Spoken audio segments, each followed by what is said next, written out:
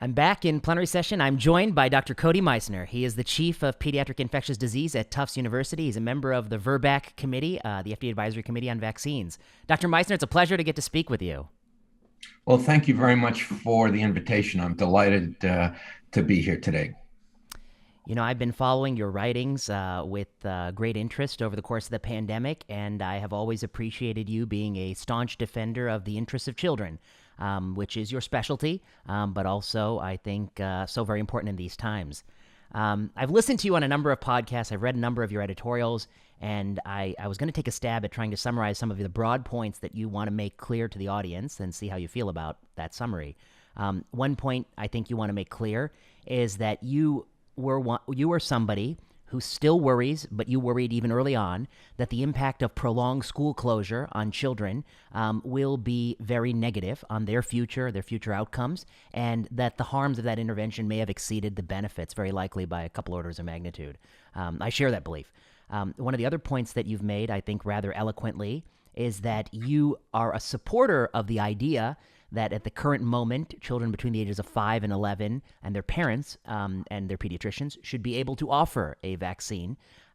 You support the offering of it. At the same time, you've been reluctant to support a mandate for it. You think that would be premature. And we can talk about the evidence base. So I think it would be a mistake to say that you were opposed to the approval. You are not. You support having it as a available option. You may be critical of any sort of brute force policies to mandate it in order to go to school, for instance. And then I think the last point is, I think you want to make it very clear that there is still considerable nuance and uncertainty around that decision. So those are the three sort of general themes I've heard you say many times. And I just want to double check you think that's a fair characterization of your position. That's terrific. Yes, no, I think you've done a great job, and I think for much of my career I've been involved in vaccines and recognizing the absolute importance of the vaccines, and of course the current rate of vaccine preventable diseases in the United States is lower than ever before in our history. And that's because the uptake of these vaccines is higher than ever before. So, yes, I just want to be really clear up front that the COVID-19 vaccines are extraordinary. They're for adults, they're very safe. We don't quite know about that for adolescents and young children, but for adults, they're very effective and they're very safe. Yeah, and I think that's an important message. And I think both of us will wholeheartedly support certainly all efforts to get every last adult vaccinated. And if you're an 80-year-old person right now walking around unvaccinated, you're a great risk to yourself. I mean, your own personal health is on the line. The benefit to you would be tremendous to get vaccinated. Let's talk about, yeah. Go ahead. Sorry, go ahead. No. I was just gonna. You're probably gonna echo those points, but yes, I was just going to make the point because I completely agree with that's a critical point. If there's an adult who makes the decision that he or she does not want to become vaccinated with any of the three authorized or licensed vaccines in the United States, that person is essentially playing Russian roulette, because the Delta variant is so infectious, it's going to find anybody who's not immune. And you're then saying, I'm going to take the chance that I won't end up in the hospital with this infection. And I think that's probably not a very wise approach to this issue. Yes, I think that's one thing that I don't think there's anyone who would disagree, any sensible scientist, that it is a Russian roulette choice. I mean, you are taking tremendous risk of death, especially the older you are. So let's get these things all on the table. Okay, good. The first thing I wanted to say to you, I wanted to talk a little bit about the kids' authorization. I actually, I watched most of the VRBAC meeting, and I thought, in my mind, the part of the meeting that was the most compelling to me was the presentation of modeling done by the US FDA. And they presented a variety of scenarios, and in all but one of those scenarios, the calculus in favor of vaccination, even in that younger age group, tipped positive. They used a number of parameters. One parameter was, what might we expect in terms of SARS-CoV-2 infections in the next 120 days? The other parameter they used is, let's assume kids 5 to 11 will have the same rate of myocarditis as kids 12 to 15. We can leverage Optum, the insurance data set, for that estimate. And it was something, in the ballpark of 150 to 200 per million sort of estimate for myocarditis in 12 to 15 using Optum, which is a little bit different than other estimates, but kind of close to the Israelis, I think. I think the Optum estimate is probably pretty good. But is that true in 5 to 11? The answer is that's an open question. They're prepubescent, and maybe it'll be lower, and it's a lower dose, so let's hope it's better. But that's what the modeling used. And then the third parameter they used is, if a 5 to 11-year-old, what is the risk that they will be hospitalized if they were to acquire the virus? And I think those were the general parameters of the model. And I guess the point I wanted to make about the modeling, which I think was persuasive in all but model number 3, is that all of the parameters did not leverage the pivotal trial data, the randomized controlled trial. All of the estimates that they use in the model are from other data sources that pre-existed or existed separately from the pivotal trial, the 4,700-person randomized controlled trial. That to me was unusual for a regulatory decision. And I think the argument I'll present to you is that people on both sides may be dissatisfied. People who wanted this authorized sooner would say, you didn't need to wait for that pivotal trial because you had all these model parameters. You could have modeled it and had the approval 5 weeks ago. What took you? And people who want more data from the randomized trial will say, you don't need to run a 3,000-person, 4,000-person randomized trial. It's too small to give me any information. It's got to be 100,000 kids if you want to give me more information. So neither party should be sated, I think. So I'm curious what you think of that argument. Well, let me back up just a little bit, because your point is very well taken. Okay. I think, and let me just make a comment about mathematical models. They're very helpful, and they enable us to anticipate what may happen next. But remember, the history of mathematical models for COVID-19 have been very, very wrong in many settings. Remember, when this was just beginning in February, March, this pandemic was just beginning in February, March of 2020, the mathematical models were indicating that there were going to be millions of American deaths due to this. And we now have a little more than 750,000 deaths, but they were off by an order of magnitude. So mathematical model, and I think this is what you're saying, is only as good as the base case assumptions. And if the assumptions are not accurate, then the conclusions from these mathematical models are not necessarily predictive of what's going to happen. And I think that in that model that you just mentioned at the FDA, remember, they took hospitalization rates from the first and second week in September. And that was the peak of the fourth wave of this pandemic. And right now, the rates of hospitalization and of illness are considerably lower. They did a sensitivity analysis. That is, they made certain changes to their assumptions and still got a figure that was reasonable, but they didn't go as far down as they might have, looking at the amount of disease that we're seeing now. Because, as you know, this pandemic is really declining. There are ups and downs on a daily basis, but overall, the rates are going down. And I think, and we'll probably talk about this, seropositivity rate is pretty high. The CDC just estimated last month that 80% of blood donors in the United States are seropositive, either from receipt of the vaccine or from infection. So I think most people will say that we're getting pretty close to a threshold where the virus is going to have a more difficult time circulating, as long as no mutants emerge that are resistant or are not inactivated by the current vaccines. And so far, that has not occurred, as you know. So I think we need to be, again, the mathematical models are good, but you have to look at how they've made their definitions. Are they just looking at myocarditis? Are they looking at myocarditis plus pericarditis? Are they looking at males and females? Because the risk of myocarditis is quite different. What age groups are they looking at? It's an enormously complex process. And I certainly don't mean to criticize any of the mathematical models.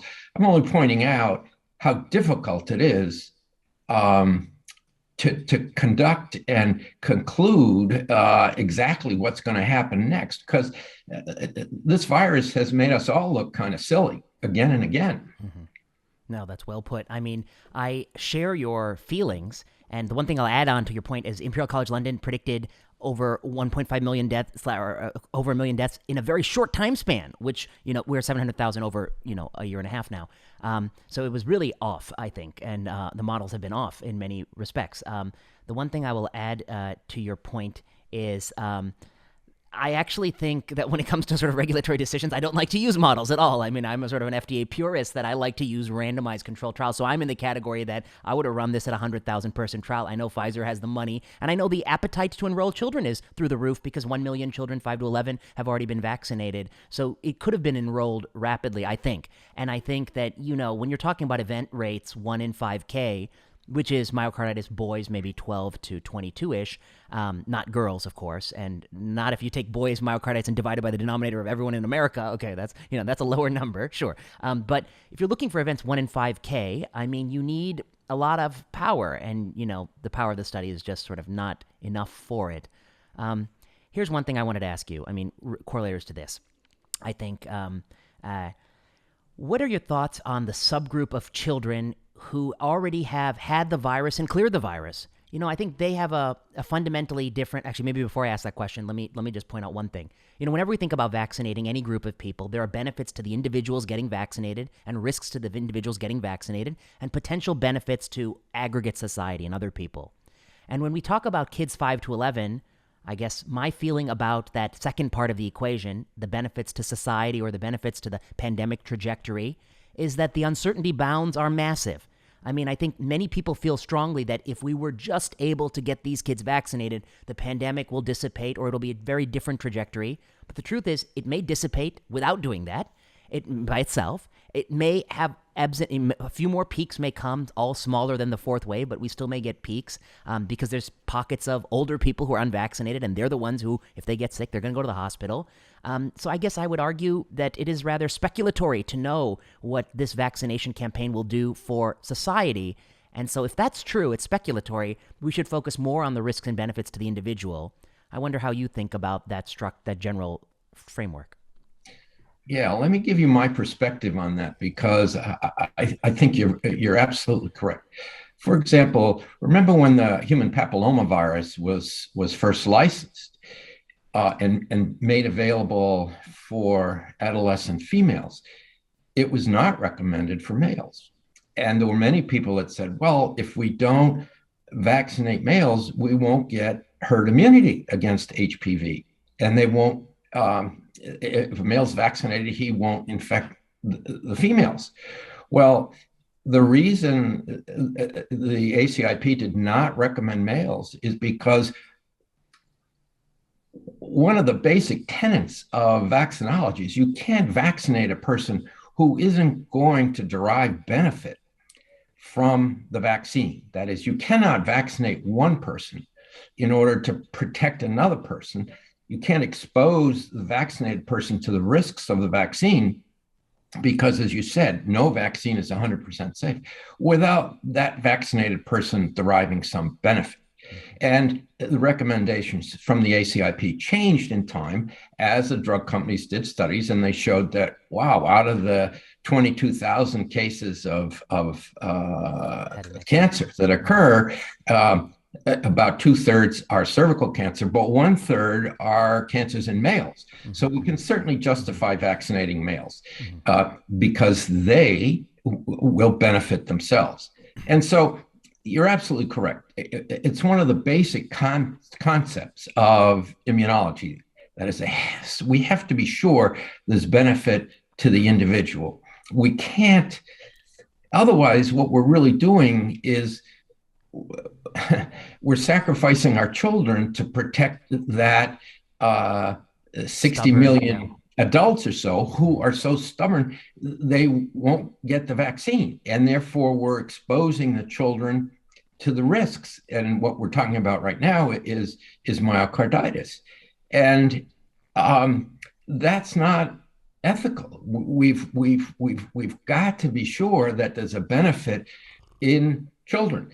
And I think the conversation then gets complicated because if you look at the data that's currently available, the risk of hospitalization due to myocarditis in a male after the second dose of a messenger RNA vaccine is several times higher than the risk of a COVID hospitalization in that same cohort. So that gets to be an additional discussion that people need to have.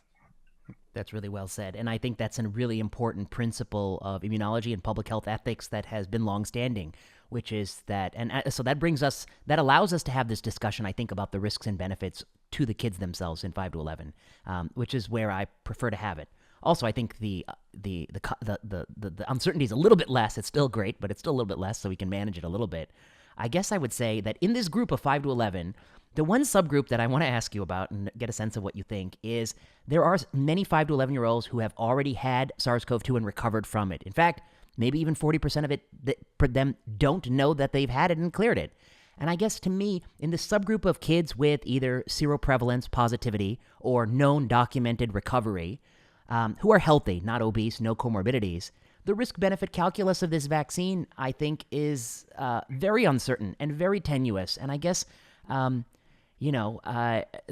current public health campaign is not making any effort to identify these kids and potentially counsel them that you have much less to gain and much more risk you're taking. I wonder how you feel about, should they get vaccinated? Should they be counseled? Should we be screening them for seroprevalence before vaccination? Yeah, it's a very interesting question. And this was part of the discussion that took place at the last VRPAC meeting. I think, and that was the reason that I voted yes in favor of making the vaccine available for this group between 5 through 11 years of age, because there are certain risk factors, as you've already mentioned, that are pretty clear. Obesity, particularly the higher the BMI, the body mass index, the greater the risk of hospitalization and severe disease. We know that children who have sickle cell disease have an increased risk of hospital. So there are defined groups. We don't know them all, but there are certain groups that are pretty well defined.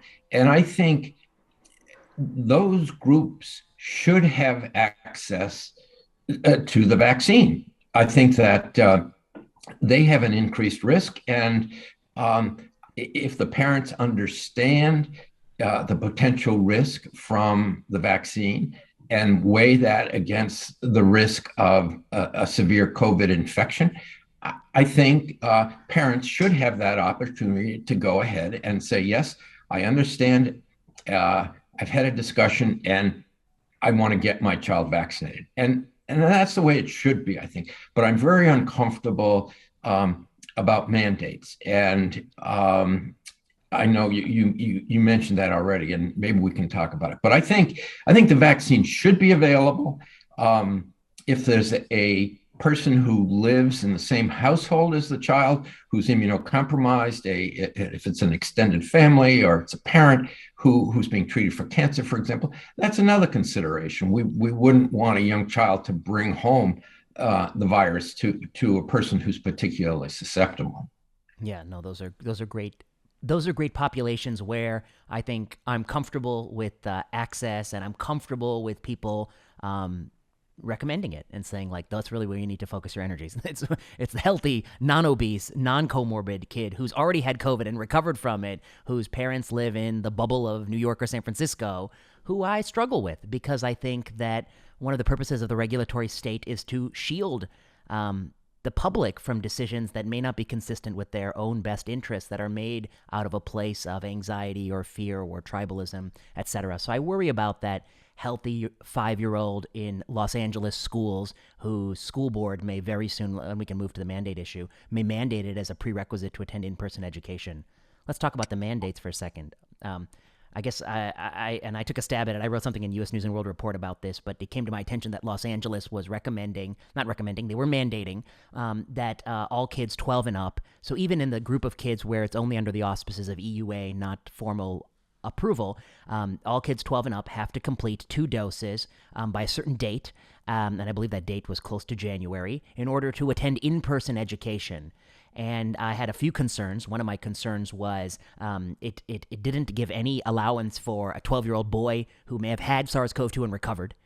So, I definitely wonder about that, what the optimum vaccination strategy is for that kid. Also, that it didn't give any flexibility for the timing of the 2 doses. And we see right now from UK advice for 12 to 17 to space the doses 12 weeks out to limit the risk of myocarditis on dose 2. But the way the guidance, the mandate is written, you got to do it in a certain period of time or you'll be ineligible for school. And then the last thing I would say is that ineligibility for school, that's the worst penalty I can imagine. I find it so draconian and cruel and not consistent with what I believe in, because you've taken a child in this city, which has failed a child, because this is a city that had public school closure for 18 months. It's one of those cities, and it has failed this child already, I think, from a public policy standpoint. And now they're saying, either you do this or we'll throw you out.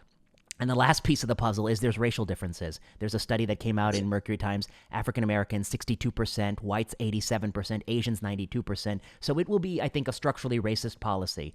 So I wonder if you might talk about, so I was very much against this mandate in LA County, and I think it's, to some degree, it's the best of intentions gone awry. We want to keep kids safe. We want to do the right thing.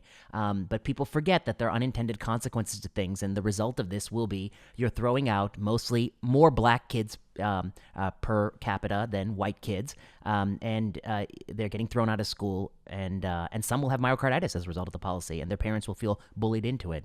I wonder your thoughts. Yeah, let me unpack that, because you've said a lot of terrific things, and that I very much agree with. So let me start with the Los Angeles. I think the recommendations or the requirements in Los Angeles are pretty difficult to defend, because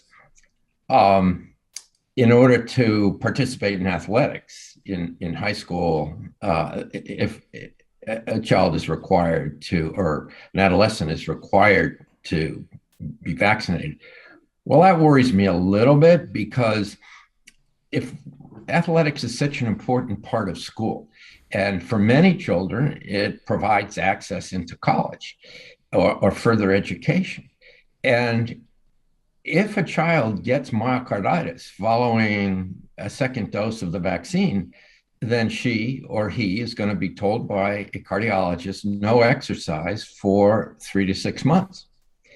And that's going to take the child out of her or his opportunity to excel in athletics. We also, incidentally, don't know what the rate of subclinical myocarditis is in young children. There are certain factors that are released from heart muscle.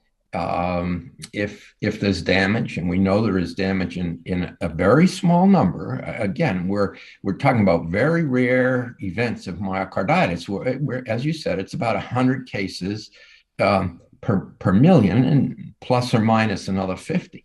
Depending on the population and the type of vaccine. It's a little bit higher after the Moderna vaccine, it seems, than after the Pfizer vaccine. But there are consequences to telling an adolescent, you can't exercise. You're going to have to sit on the bench and watch everyone else play. That's not an insignificant issue. And could there be subclinical myocarditis in some of these children? We don't know. The pharmaceutical companies have been asked to measure troponin levels after the vaccines. Their response is, well, troponin is not specific for myocardial muscle, and it can come from other places. And so it's so hard to interpret. And yeah, that's true, but let's do what we can. But at any rate, then in terms of another one of your points, all pandemics are unfair. There's no question about it. Epidemics, pandemics. It's the less advantaged families who suffer the most during any pandemic. When the schools were closed, the more affluent families were able to hire a tutor or send their children to private school and continue to educate them. Whereas families with less means are not able to do that. They can't stay home and tutor their children because they've got to go to work. It's oftentimes a one-parent family. So I absolutely agree with you. The decision that was made in this country to close the schools, the decision was made to protect the teachers and to protect the adults. It was not made to protect children because children very seldom get sick from this disease. There are deaths. There have been about 150 deaths in children between 5 and 12 years of age over the last 22 months. Obviously, that's very disturbing for anybody, but we're talking about damage to huge numbers, to millions and millions of children who have been deprived of a year of education. And education is the most important route to get out of poverty and to accomplish things that are so important in life. So once again, I think we made the children bear the cost of trying to protect adults. I'm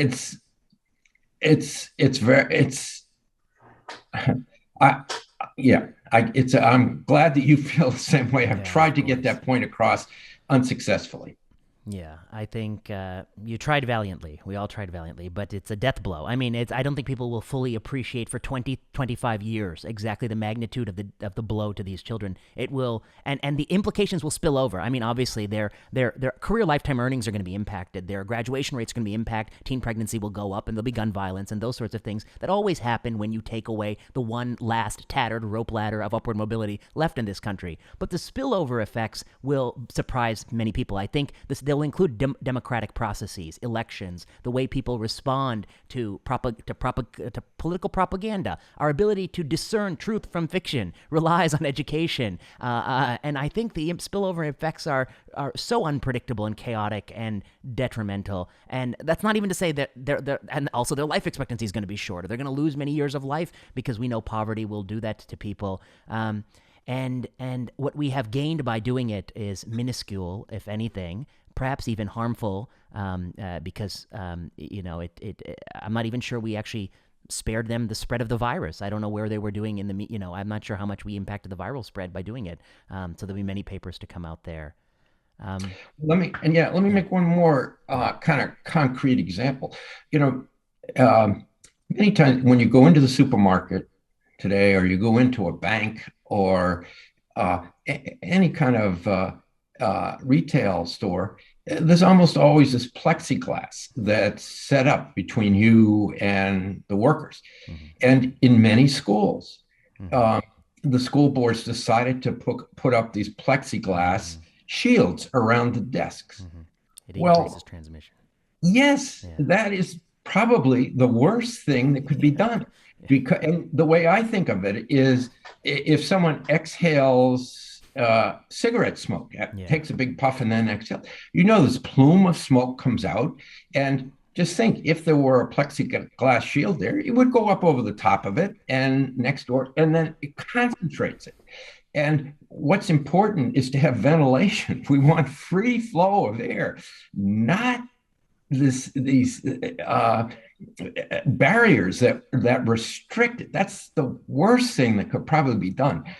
But as you said earlier, I mean, people want to do what they can to control this pandemic. We all want to get rid of this pandemic. And if something feels good, then they say, let's do it. But oftentimes they haven't thought about the consequences of what they're doing. And I think one of the other great losses from this pandemic is going to be the lack of confidence in science. People, the politicians love to say they're following the science. They're not following the science.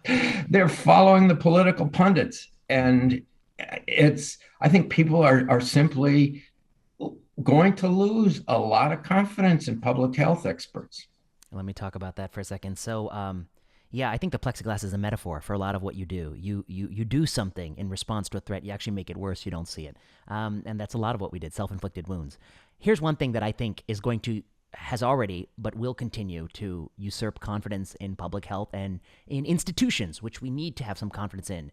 And I won't pick the whole gamut because I think, but I'll pick a part of it, which is the American Academy of Pediatrics and the CDC have gone against the WHO masking kids 2 to 6.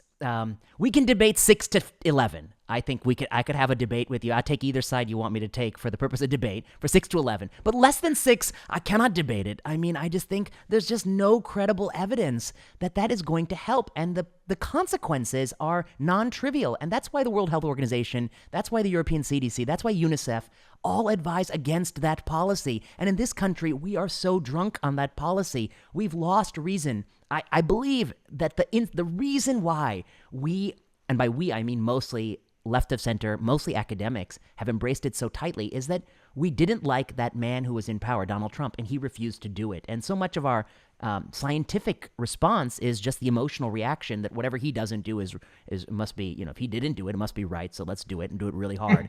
And also it's a classic American thing too, which is like, we're going to have we're going to have a meal, but it's just going to be bigger portions and, we're just going to do more of it. But to me, it's a big problem because Yep. Go Go I ahead. mean, okay. I mean, I've written. Okay, anyway, I'll let you talk about it. Yeah. I mean, what do you think about this 2 to 6? Why do we have to push so hard on these kids? Why? What are we gaining? Let me again before I get. Let me just. You're making so many wonderful points here, and you know I don't know how the United States got to this point because we all have the same objective, regardless of which political or religious or racial segment one belongs to. Our goal is to get rid of this pandemic, to control the pandemic. And it's not to try and make political points. We want to stop this. There are still 70 or 80,000 cases that occur every day in the United States, almost all in adults, by the way. And we have to stop this. It's not a matter of who's right or who's wrong.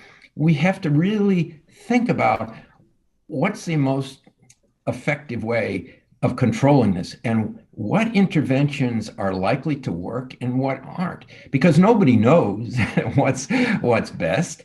And we need to have dialogue and discussion. And as you're pointing out, it's come to this unfortunate situation where if you don't agree with someone, well, you're stupid or you're just not a very thoughtful person, and insults get thrown. And that's not the way to solve a problem. We've got so many brilliant people in the United States, like yourself, I will say, but we're not taking advantage of this resource in pulling everybody together, having a discussion, and finding out what's the right way to do it. Was some of what Trump did may have been right or wrong. Some of what Biden has done may have been right or wrong. But let's think it through. Let's talk it through. It's not a political issue.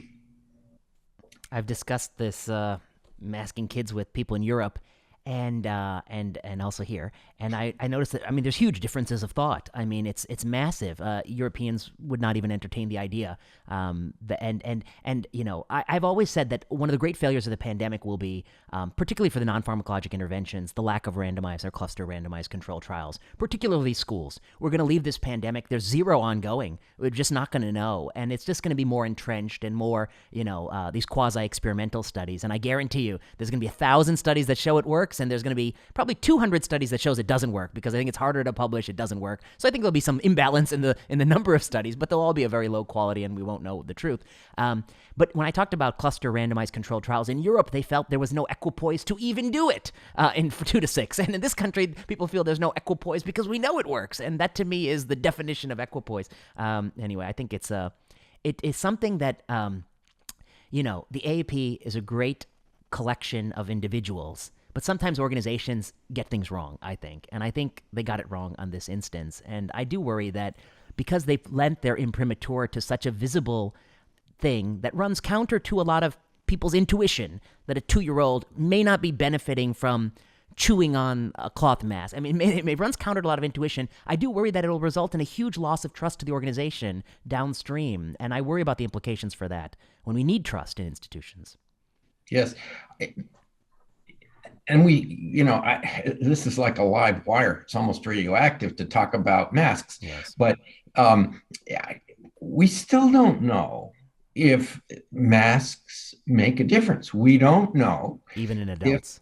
If there's more harm from wearing a mask or more benefit from wearing a mask.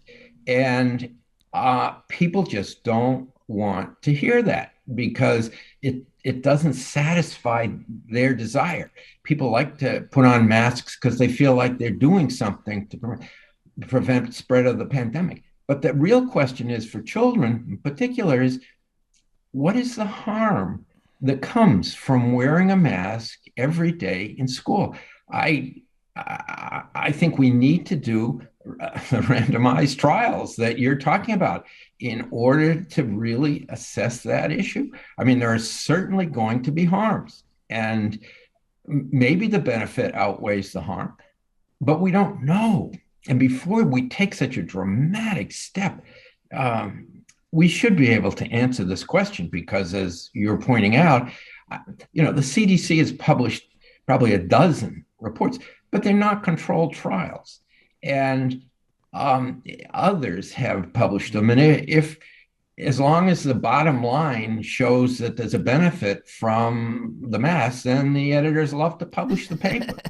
And whereas the paper really is not very tight and rigorous, and they make a conclusion that can be questioned, but that's the culture we're in. Yeah, I mean, as you know, one of my favorites was the CDC comparison of Maricopa and Pima counties, where schools in one place had a lot of masking, schools in the other didn't, but everything else was different. They vote for different people, they have different political affiliations, they have different rates of vaccination. Okay, so what am I comparing? And then recently I saw, this was, I thought was an irony, was, there was the Dan mask, an individual randomized control trial done out of Denmark.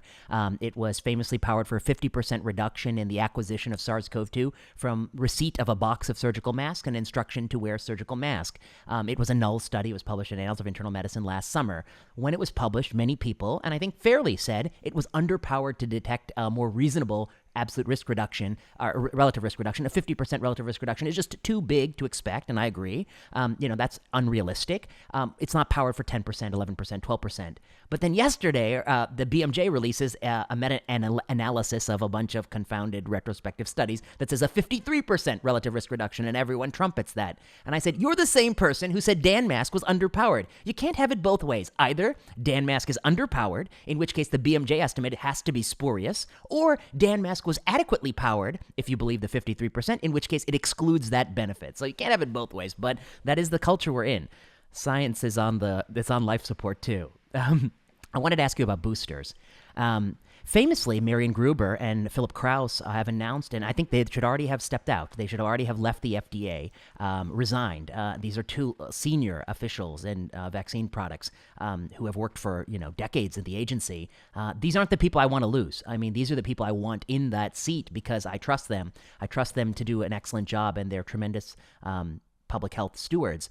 All the news coverage I've read about their resignation suggests it was attention over boosters. Boosters to me is a very tough subject because at this point, to my knowledge, the only randomized data we have for whether or not boosters I mean, I guess there's two things to put it separate. One is, of course, are there some people who are really, really vulnerable who I'm very comfortable saying you need a booster, like somebody on active cancer treatment, an older person with an impaired immune system? Absolutely, yes.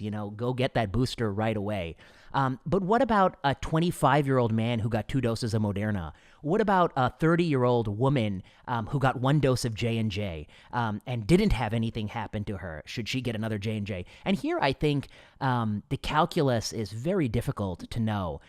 It's even a little myocarditis can offset any benefit because the man has, 25-year-old man already had his risk of death was low. He got 2 doses of Moderna, 100, 100, and now you ask him to get 50 more? He's taking on risk. I mean, it's not zero. Myocarditis will not be zero. What could he possibly gain? I think his risk is as low as it goes. And yet we see, and I think it'll happen this week, the FDA will make the authorization to approve any booster for anybody.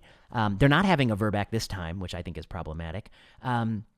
But I guess coming back to the point, the Pfizer randomized control trial, it has press release, but I haven't read the paper. And the press release says there's a reduction in symptomatic SARS-CoV-2. But if I must be honest, that's not what I care about anymore. I mean, I do think that, yes, the PCR positive swabs, when you have a tickle in your throat, that might be reduced. But what I really care about in boosters, whether it's the 3rd booster or the 4th booster, the 5th booster, is do you reduce hospitalizations, bad outcomes, severe COVID versus not getting the booster? And that's what I care about. And is that bigger than the potential harms of whatever you might get, myocarditis or other harms we may not be privy to? So I guess I wonder how you feel about boosters. I know you've been on these panels. I think it's tricky. I'm curious your thoughts on this space and how you think about these people. Yes. Very interesting. I think the problem is we haven't defined what we want from the vaccine program.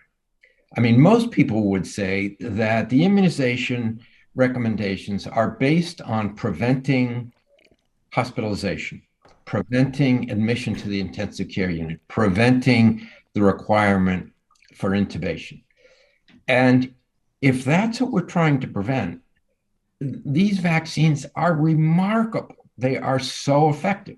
In fact, this week in the New England Journal, there are 2 papers, one regarding Pfizer's mRNA and one regarding Moderna's mRNA. And they show that 5 or 6 months out, these vaccines continue to be extraordinarily successful. So in terms of avoiding sickness, I think we're accomplishing what we established. We don't give a vaccine to prevent an upper respiratory tract infection. We don't do that that's not any expectation. So, and what's probably happening, I think we can explain it, even though we don't fully understand the immune response. But I think what's happening is that as the months go by, antibodies in the blood, circulating antibodies, IgG, continue to wane. And, but there's still very good cellular memory. B cells and T cells, both memory cells are around. So if someone does come in contact with an infectious person, that person may develop a infection that may or may not be symptomatic, but she or he doesn't get sick because the T cell immunity and the B cell memory comes into action and prevents severe disease from occurring. Now, so the question then becomes, will a booster dose prevent those asymptomatic or mild upper respiratory tract infections? And, I don't, it may for a short while, but that's is going to go. So are we going to get into a cycle here of every 6 months or every 8 months giving a booster dose? That's not practical. People won't do it. And we don't know what the complications from that would be. So as you said, yes, there are certainly people in high risk categories that are pretty well defined now. And we want to do as much as we can to protect someone who's in a high risk group. But if you're an otherwise healthy individual, um, the likelihood of acquiring severe disease after 2 doses of either the messenger RNA vaccines, or maybe it's a little less protective after the Janssen or Johnson & Johnson vaccine, but you're still pretty well protected against severe illness. No vaccine is going to provide 100% infection. I mean, it just doesn't. I mean, even measles, 2 doses of the measles vaccine gives us protection of 67, 68, 69%. So there'll always be breakthrough infections. And I don't think giving boosters is going to do much to end this pandemic. What's going to end this pandemic is vaccinating all those adults who are simply too stubborn to go out, or are they have a misunderstanding of the safety of these vaccines, or whatever. There are many reasons why people decide not to get immunized, but that's where we need to focus our attention. There is no reason to focus so hard on children and booster doses for adults. I mean, so that's my personal opinion. Yeah, I agree with you. And I think when inevitably there's that 25-year-old woman who got the second dose J&J and gets VIT, when inevitably there's the 25-year-old man who's already done 2 Moderna and gets the 3rd Moderna and gets myocarditis, I'm going to really be a little angry. I'm going to be honest with you. I'll be angry because I think we didn't do a good job for those people. We could have had we could have done better for those people. They didn't have to take those risks. But I think but you see, you bring up a really important point. We had no idea that this vaccine-induced thrombosis and thrombocytopenia syndrome would happen. We had no idea that myocarditis would happen. What's going to happen in children? We don't know. Yeah. And if something does emerge that's equally bad, that's going to have a terrible impact on the whole immunization program. So that's why I think a mandate is wrong. I think we need to wait and see, because in 6 months, 8 months, we'll have a lot more data. And at that point, we can assess the safety of these vaccines in 6 through 12-year-olds, and we can make a decision. We all want to vaccinate, but we don't want to cause more disease from the vaccine than we're preventing from the virus. That's really well put. I mean, I think that unfortunately, and I wish this weren't the case, but the vaccine dialogue has been a pressure cooker for some time now, and the pressure has been building over the last 15 years through a lot of perverse and bad entities in this space, poisoning public confidence in vaccines. But the result is, it's a pressure cooker, and if there is any untoward safety signal that we don't see, or any error that's made, I mean, it'll be a nuclear bomb in the field, and I worry about what the future will be. I mean, we need people to get childhood immunization. That's a huge public good, and if we poison that well, we will all pay the price. I actually worry that it's a double-edged sword. If things go swimmingly in this 5 to 11-year-old, perfect, no safety effects, everything's wonderful, pandemic goes better. I also worry that it will allow regulators more appetite for risk in children in the future, and there'll be the next vaccine, for something else, or some other product in children, and we won't have, we always in regulatory science, you only get caution when you've been burned. It takes a thalidomide. It takes a regulatory problem for you to get some armor to say, let's go slow, let's get evidence. If things go swimmingly, I think there might be an appetite for more risk. We've already seen that for the last 15 years of the agency. If things go poorly, I think I worry about that as well. So I'm worried a lot these days. I do think that there's one structural problem with the boosters and the 5 to 11-year-old, and that's the role of politics. And I guess I would say that if you're in the White House, you represent a party that I think many of your constituents will want access to 5 to 11. And I think that's got to weigh heavily on you, that you're probably getting emails all the time saying, we voted for you. Where's my kid's 5 to 11-year-old vaccine? And now, even now, it'll be down to 6 months to 4, to 4. They're going to be pressure on the White House to get me that. That's why I put you there. You're the vaccine party. Get me my vaccine for my kid.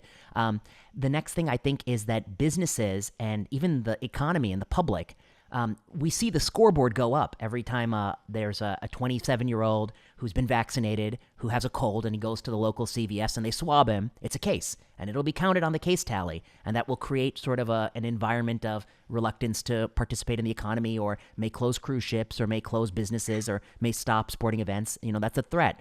And so the politician's point of view is wanting those sorts of events to go smoothly.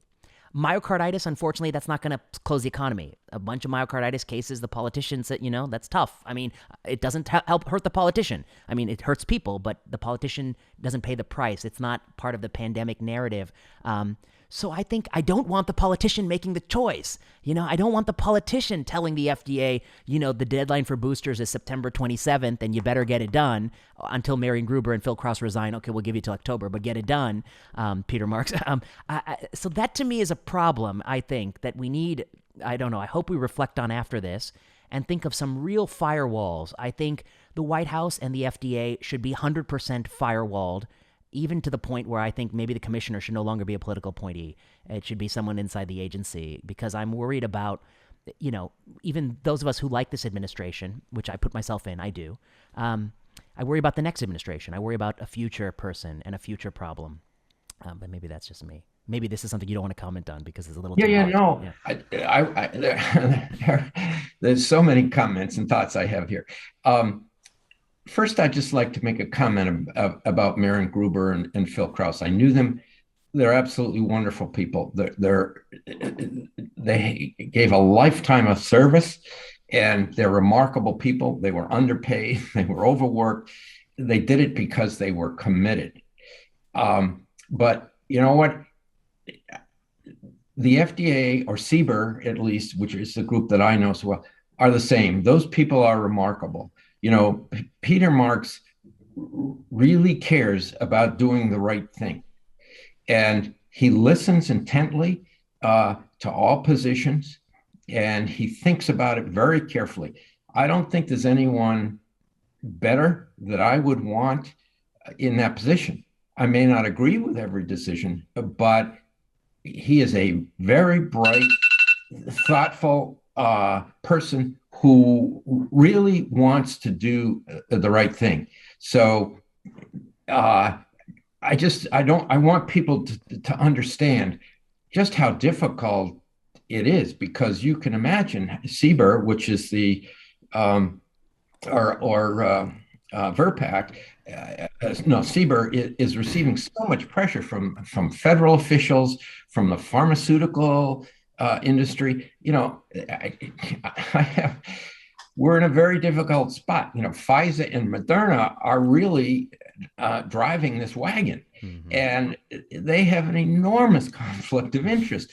Pfizer has already stated in there that they plan to have more than $30 billion worth of sales this year from the COVID-19 vaccine. That is a huge amount. We owe a debt of gratitude to Pfizer and Moderna, because if they hadn't made the vaccines, we wouldn't have them. We wouldn't have brought this pandemic under control as quickly as we have. But you also have to remember they have a different objective than CBER. And while it's because they make so many presentations, it's hard to separate that. But it is important for your listeners to understand that recommendations coming from the pharmaceutical companies about boosters is not necessarily based on your best interest. It's based on their financial bottom line. And that's not, I don't have a problem with that, as long as everybody understands it. The people who are important are the public, as you're pointing out, the public health community, which hopefully is making the right decisions. Yeah, that's well put. And I appreciate you saying all those things. And I guess the last thing I'll say, I know our time's going to run out soon. The last thing I would say is I'm just going to give you a few things that I think, and you can comment about which ones you want. I mean, I like Peter too. The only thing I wish he had allowed was a reframing of the EUA question in 5 to 11 to really focus on those vulnerable populations first as an initial EUA and then come to healthy kids second. I might have done it that way. The next thing I might have done if I was in charge of the agency is the moment I heard of VIT, and with obviously we never had AstraZeneca in this country and we had VIT with J&J, I would have blocked VIT for pretty much all women under the age of 60. I think there was a presence of alternatives, and so I would have actually removed that as a regulatory choice, and I wouldn't have allowed J&J as a booster for J&J. I think that's just too risky. VIT is catastrophic. I think I saw memes where people compared VIT to a clot in the leg. It's not a clot in the leg. It's runaway platelet aggregation that cannot be halted through traditional mechanisms. It's a disaster. It's almost a death sentence for many people. So that's one thing I would have done a little bit differently. Boosters, I mean, these companies have a lot of money, and I think that I do thank them for getting the initial EUA. I have no qualms about that. That was a wise decision. If anything, should have been done faster. I know at one point the FDA changed the stopping rule, I think from 32 events to 96 events. It could have been 32 events. Mathematically, that's the same if you have an extremely skewed ratio. So I might have even done it sooner, the initial EUA. That was a tough time. That was literally the election time. So I understand that, I give him some grace there. But the initial EUA, no problems with that. But my problems are once you get that EUA, I need really large randomized control trials for all these questions. I mean, boosters could have been 150,000 person per arm RCT. Kids could have been 100,000 per arm. Even the younger kids be 100,000 per arm. We don't need geometric mean titers. That doesn't mean anything to anybody. We need trials powered for harm. And the harms are what is the scale of hospitalizations and deaths if you don't do it versus if you do it for the third shot versus 3 versus 4, 4 versus 5, 5 versus 6, and I will keep making them do that to get their market share. They have tons of money. They can afford it, and I suspect that they may not win all those studies. I mean, there's going to be some diminution to the value of perpetual boosting with an mRNA construct that is increasingly out of date. That's another fact. Increasingly for an old virus, at least get a fresh sequence in that thing.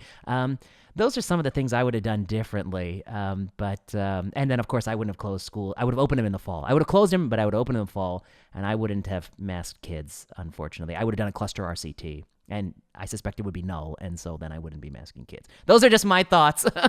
What do I know? But I'm curious if you want to tackle any of them. Yeah, no, we could talk for a long time on each one of these. Yeah. I think that in terms of larger numbers for booster, I think the numbers would have to be huge to show any efficacy, and I don't think you could show efficacy. Not on hard endpoints. Yeah, because boosters don't do anything that's clinically very relevant. But in terms of what you said, safety, I think, yes, we really need to know more about safety. We will get that. Remember, VAERS and VSafe and the Vaccine Safety Data Link. I mean, these are wonderful programs we have in the United States for evaluating safety. So we will have answers to these questions in time. Now, in terms of your comment about the emergency use authorization question, and could we have modified the question? Yes, that we did talk about that, as you may remember.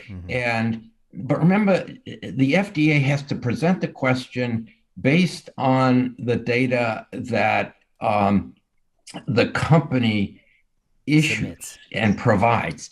So there are limits on how they can frame the question. I agree with you that. But you bent it for boosters, but you didn't bend it for 5 to 11.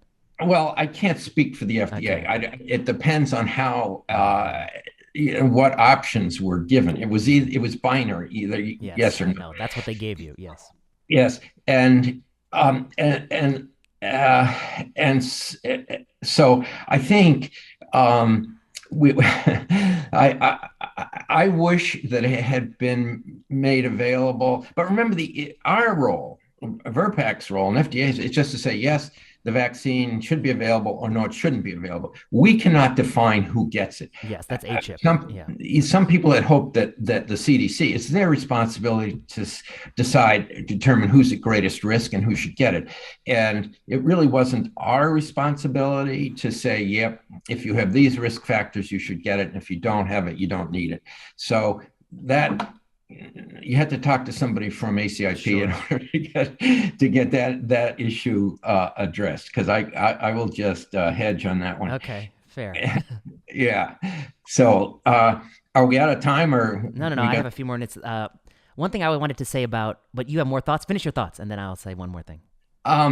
Well, in terms of the vaccine-induced thrombocytopenia and thrombosis, many people agree with you. And since we have a safe alternative, why not have said that women under 50 or women under 60 should get a messenger RNA, because it will take that issue off the table, because the thrombosis concerns are not seen with the messenger RNA vaccines, just as myocarditis is not seen with the adenovirus vectored vaccines from J&J and AstraZeneca. So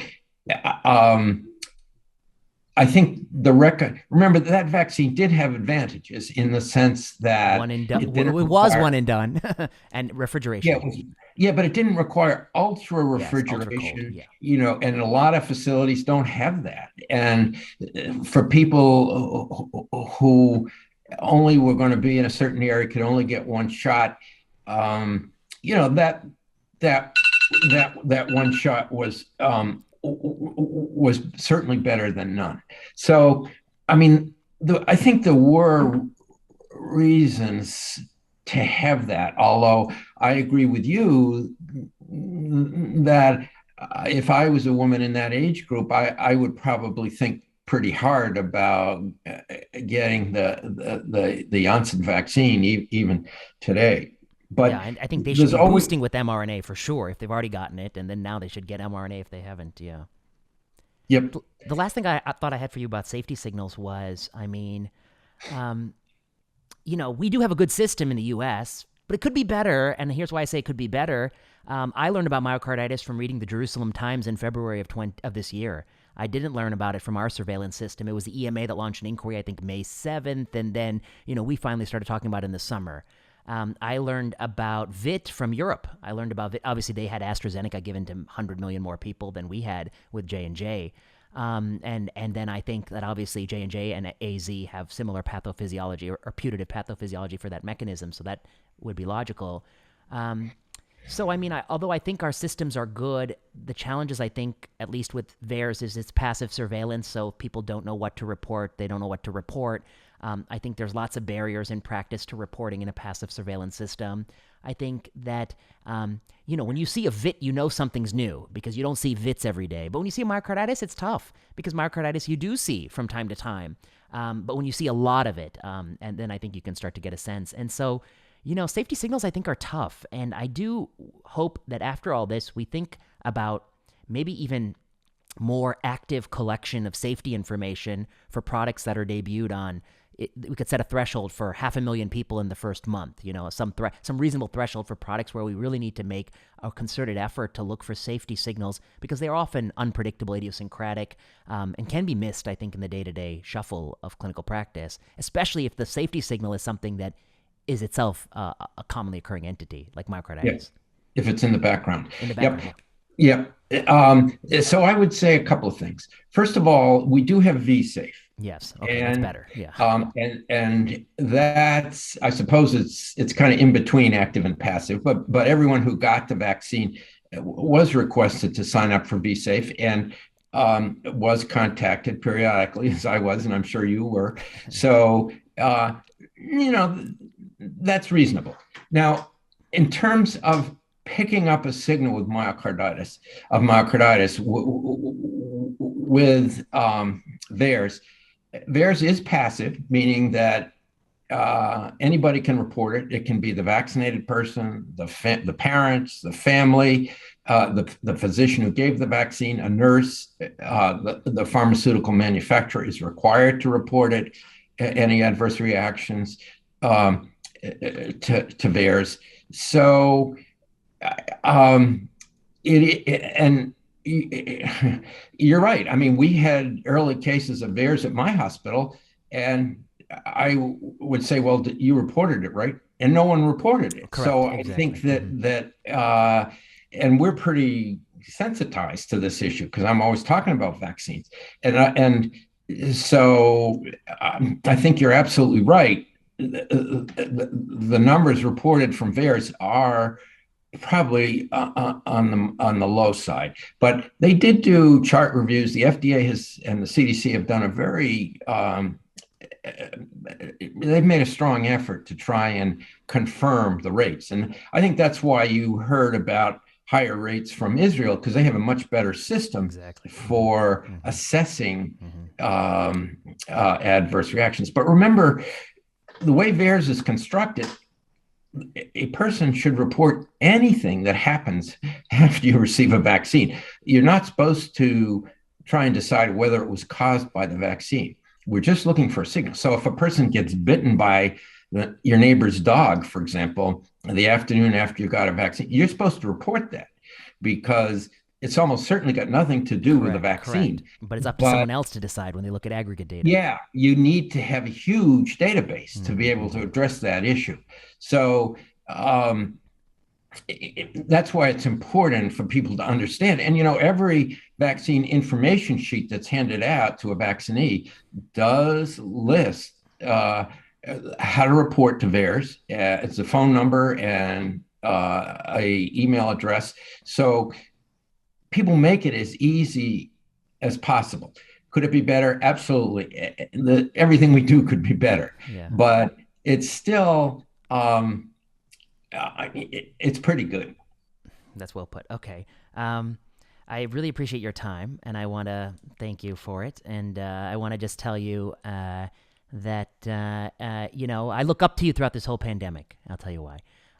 You know what you stand for, and you've always been willing to stand for it, even on issues that are hot and tough, where we'll get lashed in the public square for holding that point of view. But the point of view you hold, I think, is fundamentally scientific. I only can see the influence of scientific thinking in your writing and in your argument. And I think it was a tough time for a true scientist such as yourself because the environment was different than at any other time in history in the sense that you had large social media platforms where people can create groups of people with very like-minded sensibilities. And so one group may be very pro-lockdown, pro-masking kids, pro more vaccines, give early, give pause, no delay, that kind of, that tribe can form. And that tribe has a lot of cultural power. They can be reinforced by journalists. They can preach to the choir and they can generate a lot of power. And I think they can exert, one of the cruelest human punishments, which is, public shaming and public attacks and those sorts of things. And pandemics, I think, throughout history, pandemic and war are always intertwined. Pandemic and conflict are always intertwined. And this is another form of that. Pandemic and, taking your blows on social media, being attacked by people for holding your points of view. But I will say, and I think when the history books are written, people will go back and listen to what you said. So I hope this serves as some historic record. And they'll go back and look at what you wrote. And they will see that I think you always did what you think is right, what you think is scientific, and tried to tune all that out. And so for that, you are a hero to me and to many others. And I think in time, more people will appreciate that. So thank you, Dr. Meissner. Well, it's very kind of you to say that. And it really means a lot to me. So thank you very much.